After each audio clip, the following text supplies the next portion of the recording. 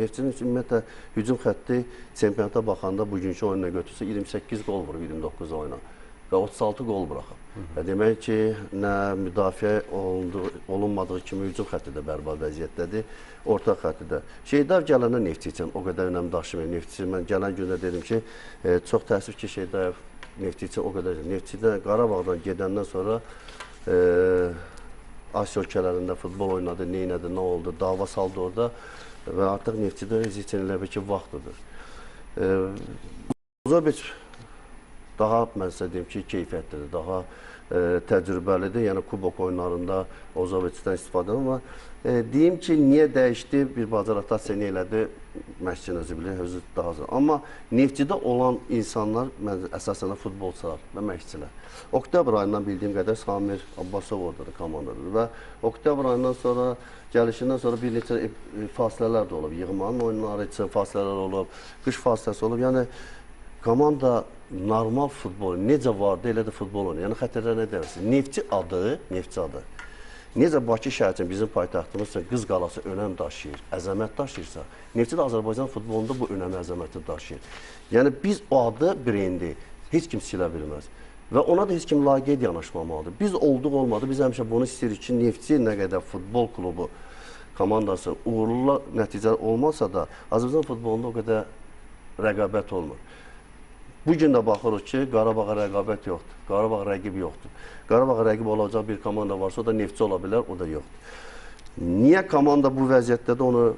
Siz də düşünürsünüz ki, heyətdə kifayət qədər keyfiyyətli futbolçu yoxdur? O qədər yoxdur. Yəni, Neftçinin bugün uğur qazanacaq, bu artıq göz qabağındadır. İndi daxildə nələr var, nə baş verir? İndi Emin Mahmudovun formada olmaması, lider oyunçunun meydançada olmaması, istərsəməz komandanın bütün oyunlarına öz təsirini görür. Sabahın hücum xəttə demək olar ki, Qarabağdan sonra ən yaxşı hücum xəttidir Sabahda. Amma Neftçinin hansı xəttdə daha yaxşı olursa, xəttə arasında ümumiyyətlə əlaqə yoxdur. Xəttə arasında komandada mehribançılıq çatışmır və kubok oyununda da, yenə deyirəm, kubok oyununda hətta futbolçuları o qədər motivasiya eləməyə dəyməz. Futbolçu özü-özünü motivasiya eləməlidir. Çünki qısa yol oradandır. Amma komanda ilə getdikcə eyni sistemdə, eyni stildə futbol oynayır. Komandada artım yoxdur. Bəlkə də futbolçuların keyfiyyətləri var, amma o keyfiyyətlər açılmadı. Biz o futbolçularda o keyfiyyətləri göstərmək. Gələn futbolçular da komandanı gücləndirə bilmədi. Fərdi ustalıq bacarıqları çox aşağı səviyyədir. Yaradıcılıq ümumiyyətlə deyək ki, komandada yoxdur. Yəni, ad çəkim deyim ki, filan kəs daha yaxşıdır, yox.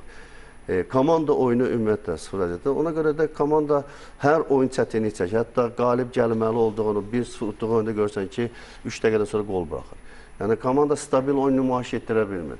Stabil oyun nümayiş etdirmək üçün komandada toparlı olmalıdır, komandanın lider oyuncusu olmalıdır.